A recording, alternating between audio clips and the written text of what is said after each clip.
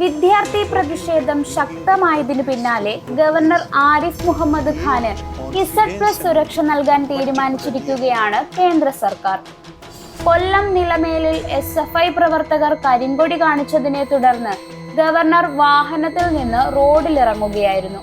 ഗവർണറുടെ പ്രതികരണം അസാധാരണമാണെങ്കിലും കേരള രാജ്ഭവൻ ഉൾപ്പെടെ CRPFന്റെ Z+ സുരക്ഷ ഏർപ്പെടുത്തുന്നതായി കേന്ദ്ര ആഭ്യന്തര മന്ത്രാലയം അറിയിച്ചു.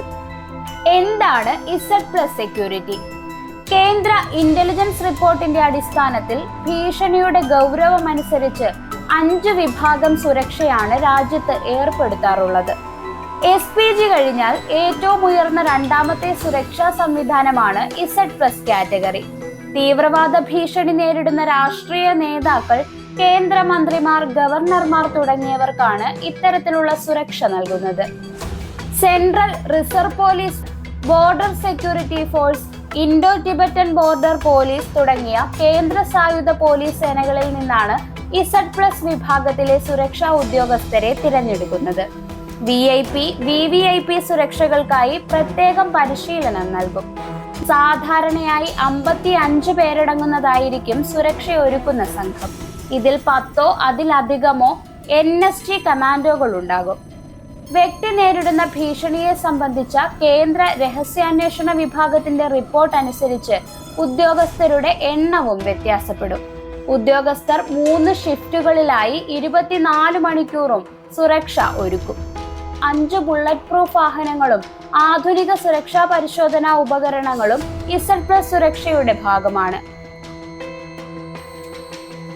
ആഭ്യന്തര അന്തർദേശീയ യാത്രകളിൽ ഉദ്യോഗസ്ഥർക്ക് സുരക്ഷ നൽകേണ്ട വ്യക്തിയെ അനുഗമിക്കാം. ഒറ്റയ്ക്ക് യാത്ര ചെയ്യാൻ സുരക്ഷ ലഭിക്കുന്ന വ്യക്തിക്ക് അനുവാദമില്ല. യാത്രാ പദ്ധതി മുൻകൂട്ടി ഉദ്യോഗസ്ഥരെ അറിയിക്കുകയും ചെയ്യണം. പ്രതിമാസം 30 മുതൽ 50 ലക്ഷം രൂപയാണ് ചെലവ് വരുന്നത്.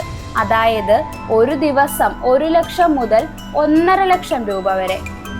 2021 ഈറോഡിൽ നിന്നുള്ള ലോക്സഭാ അംഗം A. ഗണേശമൂർത്തി ഉന്നയിച്ച ചോദ്യത്തിന് ആഭ്യന്തര മന്ത്രാലയത്തിലെ സംസ്ഥാനങ്ങളുടെ ചുമതലയുള്ള മന്ത്രി G. കിഷൻ റെഡ്ഡി നൽകിയ മറുപടിയിൽ പറയുന്നത് 40-ലധികം പേർക്ക് Z+ സുരക്ഷ നൽകുന്നുണ്ട് എന്നാണ്. എന്നാൽ ഇത് ആർക്കെല്ലാമാണെന്ന വിവരങ്ങൾ സുരക്ഷയുടെ ഭാഗമായി വെളിപ്പെടുത്താൻ കഴിയില്ലെന്നും മറുപടിയിൽ പറയുന്നു. X കാറ്റഗറി സുരക്ഷ. ഇന്ത്യയുടെ 5ാമത്തെ ഉയർന്ന സുരക്ഷാ സംവിധാനമാണ് X കാറ്റഗറി. 2 സായുധ പോലീസുകാരുടെ അകമ്പടിയാണ് ലഭിക്കുക. കമാൻഡോകൾ ഉണ്ടാവില്ല. Y കാറ്റഗറി സുരക്ഷ. ഇന്ത്യയുടെ 4ാമത്തെ ഉയർന്ന സുരക്ഷാ സംവിധാനമാണിത്. 1-2 NSG കമാൻഡോകൾ അടക്കം 11 സുരക്ഷാ ഉദ്യോഗസ്ഥരാണ് ഉണ്ടാവുക. 2 വാഹനങ്ങളുടെ അകമ്പടിയും ഉണ്ടാകും. ഇതിനായി പ്രതിമാസം 12 ലക്ഷം രൂപയോളം ചെലവ് വരും. Z കാറ്റഗറി സുരക്ഷ. 4-5 NSG കമാൻഡോകളും പോലീസുകാരുമടക്കം കവചമൊരുക്കും. രാജ്യത്തെ ഏറ്റവും ഉയർന്ന 3ാമത്തെ സുരക്ഷാ സംവിധാനമാണിത്. ബാബ രാംദേവ്, നടൻ അമീർ ഖാൻ തുടങ്ങിയവർക്ക് Z കാറ്റഗറി സുരക്ഷയാണുള്ളത്. ഒരു ബുള്ളറ്റ് പ്രൂഫ് വാഹനം ഉൾപ്പെടെ 5-ൽ കൂടുതൽ വാഹനങ്ങൾ അകമ്പടി ഉണ്ടാകും. 16 ലക്ഷം രൂപ വരെയാണ് ചെലവ് വരുന്നത്. SPG category. പ്രധാനമന്ത്രി, മുൻ പ്രധാനമന്ത്രിമാർ, അവരുടെ കുടുംബം തുടങ്ങിയവർക്കാണ് SPG സുരക്ഷയുള്ളത്. പ്രധാനമന്ത്രിയായിരുന്ന ഇന്ദിരാഗാന്ധി കൊല്ലപ്പെട്ടതിനെ തുടർന്ന് 1988-ലാണ് ഇത് രൂപീകരിച്ചത്. SPG പൂർണ്ണമായും കേന്ദ്ര ആഭ്യന്തര മന്ത്രാലയത്തിന്റെ നിയന്ത്രണത്തിലാണ്. മുതിർന്ന IPS ഓഫീസറായിരിക്കും ഇതിന്റെ തലവൻ.